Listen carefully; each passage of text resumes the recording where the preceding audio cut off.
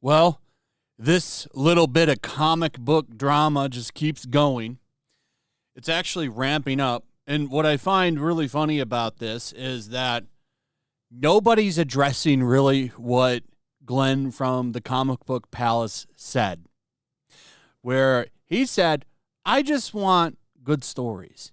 I don't want self-inserts. I don't care that you had dinner somewhere and had a conversation and wanted to put that in the comic book. I want you to tell me good stories. He didn't even say anything about going to eat out at a restaurant, but I'm telling you, there's a big thing in modern comics where just about every other story, characters sit down and eat. It's wild. You know why that is, right? It's because that's the life experience of a lot of these comic book pros. They've never really done anything. Most of their interactions are sitting at coffee shops, so they put that in the comics. Or they're just obsessed with food. There's one or two that are very obsessed with food, and they constantly talk about it in their books. It's really weird. Now, Glenn has owned a comic book shop for 30 years. You think that they would want to be nice to him because he has a channel where he actively promotes comic books. One of the few out there that do. And they attacked him. Mark Millar, legendary comic book artist or writer, comes in and defends him. And now Mark Millar is up for the chopping block. He did a YouTube video with him, and now they're going after him. It's crazy. Just because their little game that they've been playing for the better part of the past 6 years is getting exposed again. So they address no arguments. They just attack what you look like, call you a racist, which they're doing to this guy now. I'm going to play you his rant. And so I'm going to play the rant again. It's like a minute long. And let's find the racism in this that they're apparently saying that he has now. Because apparently he's a big racist now. That's what Joe Glass is trying to say. This is the spin, okay? And they don't want you to go and you look at the source and you look at what actually was said. They don't want to do that. Instead, now they're just going to call him a racist because that's the game that these people play. They'll call you racist. They'll call you Yahtzee. They'll call you some kind of new istophobe. These are the games they play. So let's play the clip. You tell me what is so racist about this. Please, let me know. Hopefully they do him well. Man. Very, very good book. Now they just make idiotic characters most of the time. They finally got somebody good, and then they stop using them. I don't know why. Change of the guard, maybe, or change. Well, then again, it was probably different change of writers where people don't. The writers nowadays, they don't care about the characters of what the character is anymore. Most of these new writers don't have the love of comics like these older writers had, and all they care about is, how can I put myself in the book? No, we don't care what you would do if you were Iron Man. We don't care who you are. You're writing Tony Stark. You're not writing yourself in a book. If that's the case, write your own comic with you in it. No one will read it because nobody cares. People grew up, are growing up loving Peter Parker, loving Miles Morales, loving all these Captain America. We don't need you to put your input in it. Just write Steve Rogers. Don't write Steve Rogers. What would Steve Rogers be if I was Steve Rogers? That's not how it works. But that's again how most of these new people write nowadays. That's why most of the stuff is shit.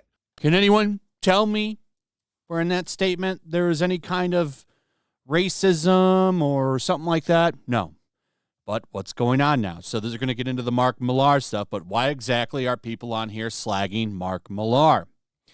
Joe Glass, comic book pro that wishes he could get in at Marvel and DC, has tried. Also, false flagged Richard, your boy Zach, from his channel, false flagged that channel multiple times. This guy is cancel culture personified, lives for it. When people call the comic book industry a bottom-up industry, it's because of Joe Glass. Joe Glass works behind the scenes to try to get people canceled all the time.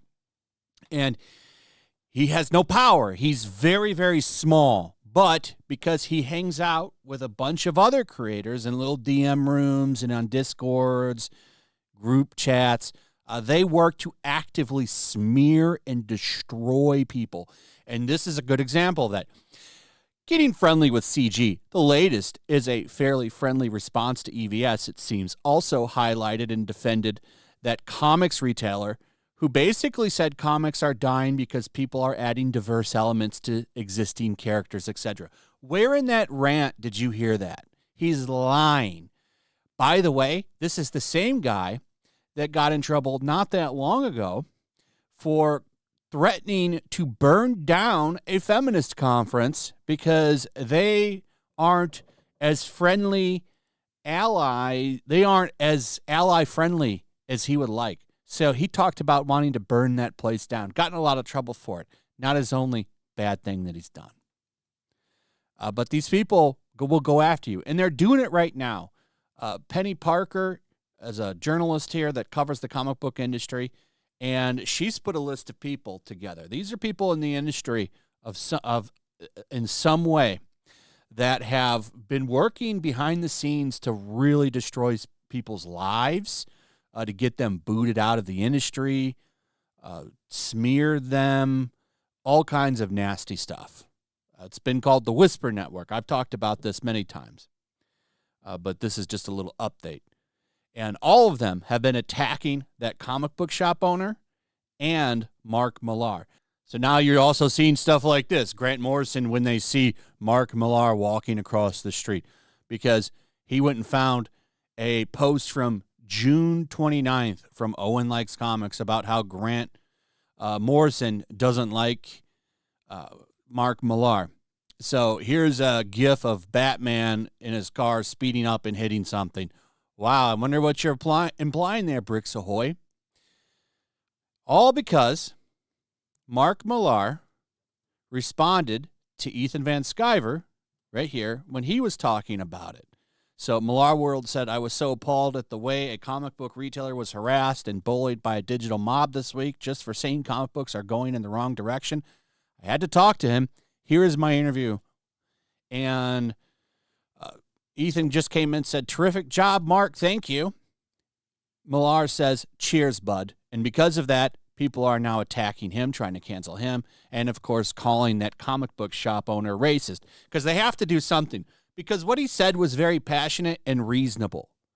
Okay, so how do they do it? Well, they've got to attack his looks. They've got to demean him, put him down. Now you've got to attack Mark Millar because Mark Millar is a big figurehead, very respectable, done more for the industry than this guy could ever dream of doing. He also has an important thing called fuck you money. And because of that, he doesn't give a shit what these people say. He'll do what he wants. Mark Millar is very successful, put out successful movies, and he has like a lifetime agreement with Netflix worth like $50 million. They're not going to get rid of him. So I just find some of this funny. And here's one more. Let's close it off with this, because this is the most ironic one, throwing a stone in a glass house I've ever seen. So Ramon Villalobos worked on a book called Borders Town. One of the guys he worked with, this Andy Corey guy, one of them got caught doing some really nasty stuff. And he had nothing to say about that. But he's got a lot to say about the comic book shop owner. It says after first he said, comic writers, take note. This salami-breathed hog has sage wisdom for you all. And then he doubles down and calls him a salami-breathed hog again. This is a reference to Glenn's weight, which Glenn doesn't care about, by the way, if you make fun of it. He seems pretty thick-skinned on it. So I would imagine that Ramon is a buff Chad, a super buff guy, really great shape, right? Well, no. Welcome to the mainstream comic book industry, ladies and gentlemen. An industry that can't sell anything but Spider-Man and Batman. Here's the top 50. Lots of Spider-Man and Batman on this list. Not much else. I think Glenn was probably right, but they don't want to acknowledge it. They have to throw people off. So now what do? We call him a racist. We go after Mark Millar, try to get him canceled. Good luck, too, on that one.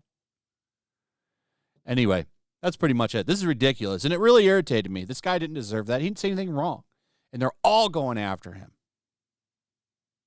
because he said, write better comics. Anyway, that's pretty much it. Let me know what you guys think about all of this. I'd like to hear from you in the comments. Also, if you would, please like, subscribe, share the video. Make sure you're still subscribed. Hit that notification bell. Check out my Rumble and locals, and I'll see you on the next one. Peace. Make sure to check out my locals. There's a link in the description. It's a fun community that I'm trying to build over here. If you don't want to support me on YouTube, you can come over here. None of that money goes to YouTube.